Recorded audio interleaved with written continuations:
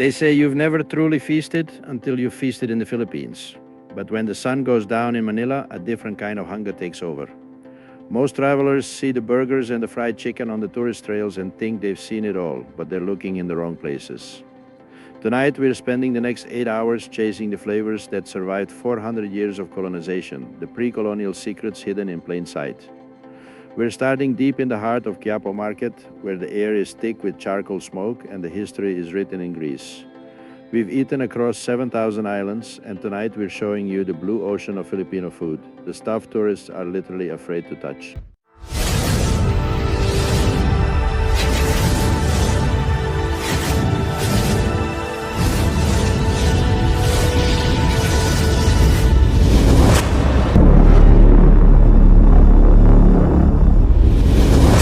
Welcome to Manila after midnight, a city that is an absolute beast when it comes to the late night grind. You can eat like a king here for $5 or blow your entire budget on one insane 20-course feast, and honestly both are worth it.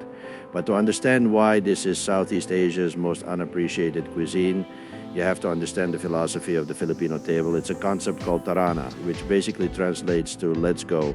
It means there's no such thing as a light snack. In this country, life revolves around family, friends, and absolutely epic meals that are designed to be shared, not just sold. To say the skin on this first stop is merely crispy would be absolutely insulting. We are starting with the undisputed centerpiece of any Filipino celebration, the lechon. This isn't just roasted pork, it's a golden, glistening masterpiece. Look at the way the skin is paper thin with that translucent layer of fat underneath. In the Philippines, we judge a lechon by a simple standard. If you can't cut it with the edge of a ceramic plate, the skin isn't crispy enough. Once you crunch through that earth-shattering exterior, it starts to melt, coating your tongue in a fatty, porky umami that is too beautiful for words. But here's the secret that most people miss: the fat is only half the story. You need a weapon to fight through that richness, and in this country that weapon is the king of the kitchen, vinegar. We call it the natural deodorant of Filipino food because this cuisine is so heavy, so indulgent, and so deeply centered on meat. We use the acidity of the local lime, the calamansi, and fermented sugarcane vinegar to cut the grease. It's part of the holy trinity of flavor, the interplay of sweet, which we call tamis, sour or asim, and salty, which we call alat. Every bite is a calculated balance, an aromatic therapy of ginger, garlic, and citrus that wakes up every single one of your taste buds. As we move deeper into the dark alleys of the market, the food starts to get a lot more daring. If you're feeling like you're ready to make some mistakes, this is the place to do it. You'll see stalls selling what we call nose-to-tail cooking. Nothing is wasted here. You've got Isaw, which are chicken intestines grilled until they're smoky and charred, and Sisig, a dish made from the face and ears of a pig. It was originally invented to make use of the parts discarded by others, but it became a culinary legend. When it hits that sizzling cast iron skillet with onions and chilies, it's a whirlwind of textures, crunchy, chewy, and decadent all at once. Now we're coming up on a stall that serves something you won't find in any guidebook. They call it Remember Me soup. It's a legendary broth made from bull's genitals that's been simmering in a massive cauldron for over 6 hours. It's thick, it's viscous, and it's full of collagen that gives your lips an instant stickiness. They say once you eat it, you'll never forget it. It's the ultimate hangover cure. A healing broth that is meant to restore your memory after a long night out. It might look gnarly to an outsider, but it's a pure shot of protein and tradition that has been drawing locals to these back alleys for 40 years. If the soup is a challenge, then the next dish is what we call a food equivalent of a trust fall.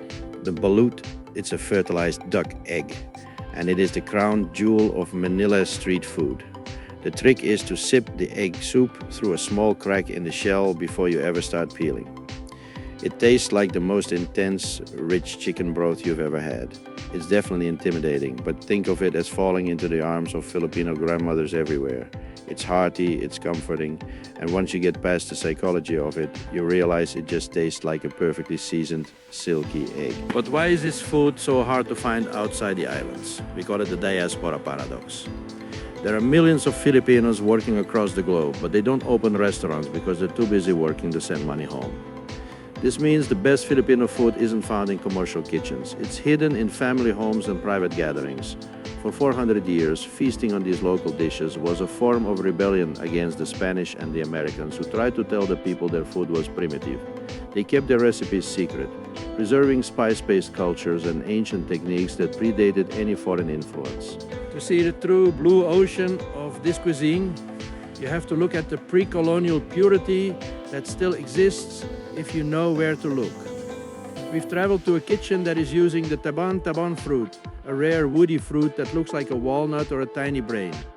It has a bitter, chalky taste that actually numbs your mouth, and it was used by ancient Filipinos as a natural antibacterial agent for raw fish dishes long before the concept of ceviche ever reached these shores.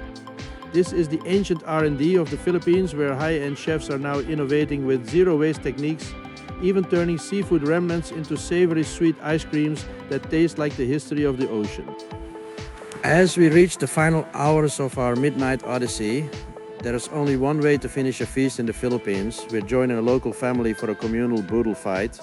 No plates, no forks, just a massive spread of rice and meat laid out on fresh banana leaves. You eat with your hands, grabbing fistfuls of garlic rice, salty dried fish, and grilled squid. This is where you realize the real Category King flavor isn't something you can buy in a Michelin-star restaurant. It's a family culture, it's a shared memory. We finish with a bowl of Halo Halo, the quintessential dessert that literally translates to mix mix. It's a beautiful, chaotic mess of shaved ice, evaporated milk, purple yam, and sweetened beans. You have to mix all those layers together until it becomes a choose-your-own-adventure book for your tongue, crunchy, icy, milky, and chewy, all in one spoonful. It drops your body temperature and ends the night on a high note of pure, sugary joy. The reason Filipino food hasn't taken over the world yet isn't because it's bad. It's because it's too precious to sell. It is a form of survival, a form of love, and a form of rebellion that you can only truly understand when you're standing in the middle of a crowded market at 3 in the morning, surrounded by the friendliest people on earth. Manila after midnight isn't just a food tour, it's an invitation into the heart of a culture that refuses to be ignored. So the next time someone tells you the food here isn't worth the trip, just tell them they've been looking in the wrong places, because the real feast is just getting started.